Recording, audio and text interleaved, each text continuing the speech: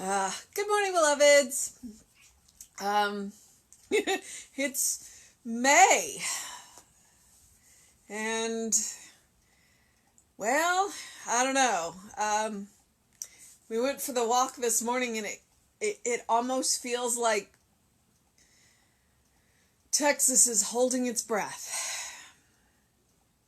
It is a beautiful day out there. It was right around 60 degrees. There's not a cloud in the sky. There wasn't even really a breeze. It really did. It just kind of feels like Texas is holding its breath. Um, so, and the trees are these beautiful shades of green, especially when you contrast them with the kind of the deep blue of the sky. Uh, so I did get a couple of lily pictures today because there's this garden that we walk by, and we actually got to talk to the owner of the one who lives in the house, and tell her how beautiful her garden is and how I like to take pictures of it every time I walk by, which she appreciated. So that was fun. She was behind her gate, and so social distancing. Um, but her dogs were happy and waving, and then when we stopped, their tails were wagging. And then when we stopped, and actually I was taking a picture of one of the lilies, they started barking, and I guess that's what got her attention. So we got to say thank you for having such a beautiful garden. But the rest of the pictures that I took today, because we're kind of getting through flower season, and we're trees, because I live in an older neighborhood, and so there are all kinds of trees that are just simply works of art.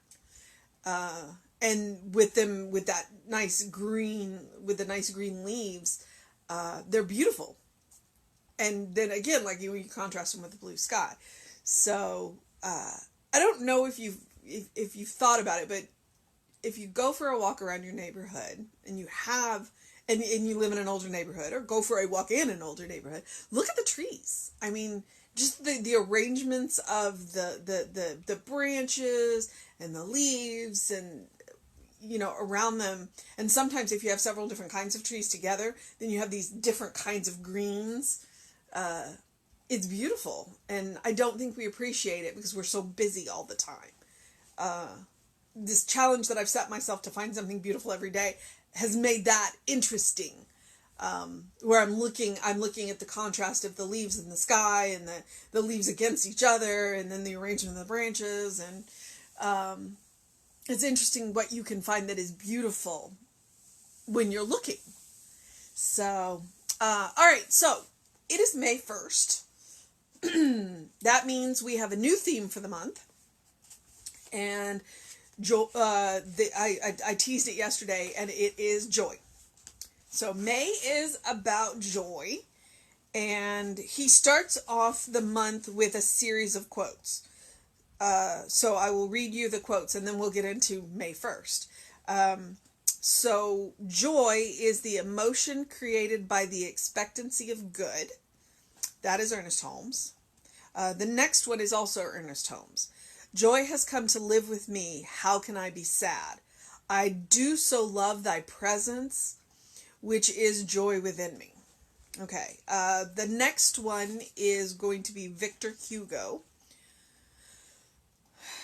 Be like the bird that, pausing in her flight, a while on boughs too slight, feel them give way beneath her, and yet sings, knowing that she hath wings.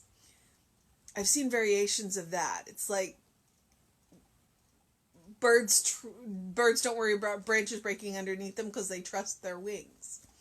And how we can turn that into trusting ourselves. All right. Now we've got Nathaniel Hawthorne. Happiness is a butterfly, which when pursued is always just beyond our grasp, but which, if you will sit down quietly, may alight upon you. Oh, okay. And the last one, I'm going to be honest, there's no way I can pronounce the first name. But the last name is Tagore, Tagore. Yeah, I'll go back and put the whole name in the comment or in the comment section because yeah. Joy is the realization that the truth of oneness, the oneness of our soul with the supreme love. Okay, so that is the quotes that introduce us to the month of May and joy. And we are still in the Psalms. So our Bible quote that goes with today's reading is Psalm 16:11. In thy presence is fullness of joy. At thy right hand there is pleasure forevermore. Okay, so let's see what Ernest Holmes has to say about that. I turn my thought to joy, which I know is vibrating through all life, through my own being, in my innermost mind and heart.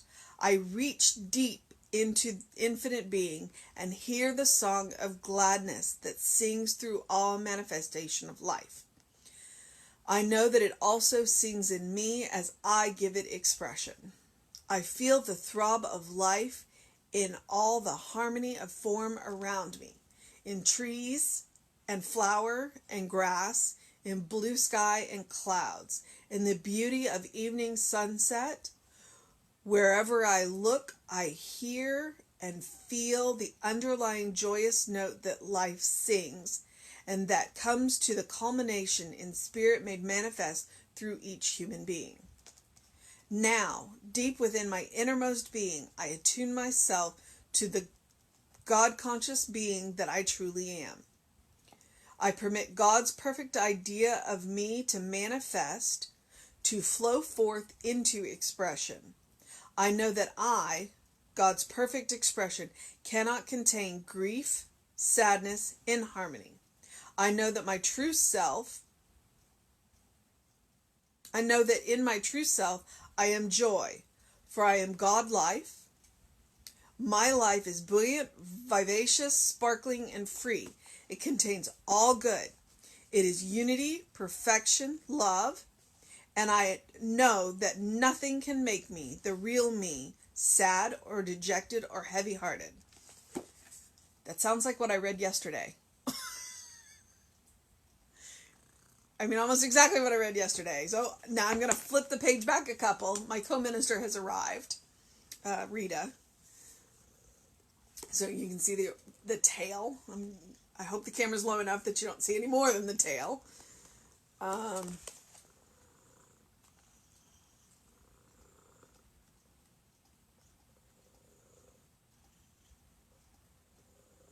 Yeah.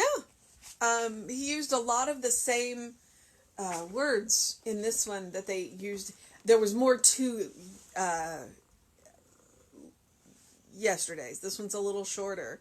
But he talks about feeling the joy in creation, which, I mean, we're coming in Texas, or in South Texas, where I live. We are definitely coming through springtime. At this point, there isn't anything that hasn't sprouted outside of maybe the farms. I pretty much have been going to work and home. That's it. I haven't been out driving around or anything, so I don't know what where we are in the farm sprouting. But the trees have all leafed out. The plants are through their initial blooming phase. So we're fast moving on into summer here. It's going to be 90 degrees apparently this weekend. So, I don't know. We're settling through the initial joy of springtime. So if you're further north and see this, a friend of mine posted a picture yesterday from a few years back where the tulips were up and in full bloom, and then it snowed. That's in Colorado. And I was like, wow, okay. And I've had that. When I was living in Alabama, our daffodils were up. And it snowed. And so we had daffodils in the snow. I occasionally miss snow, and then I'm than I don't. I like to look at snow from afar, or visit snow. I don't think I want to live in snow. But it's that initial growth is, and the bursting forth is joy. And now we're going to have to look at how we can sustain that joy in the continued growth over the summer. So it'll be interesting to see what else he has to say about joy. Outside of, he reiterates, I permit God's perfect idea of me to manifest, to flow forth into expression. So what are you allowing? How are you allowing that joy to flow through you and express? And if you haven't thought about it, now is a good time. What can you do to express joy in your own life?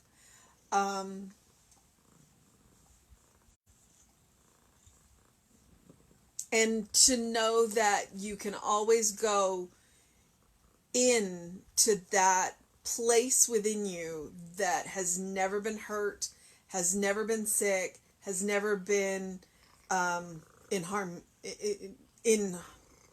harmonious, because it exists within you, and you can pull from that spot that you might consider calling it that concentrated God spot, because you are made of God stuff. So all your stuff is God stuff. But sometimes, because we're time bound and mortal bound, and we forget that, so we can move back into that concentrated God spot, that sacred space, that sacred time within ourselves. Meditation is a great way to do that. Or get out in nature. There's all kinds of science about walking barefoot on the earth.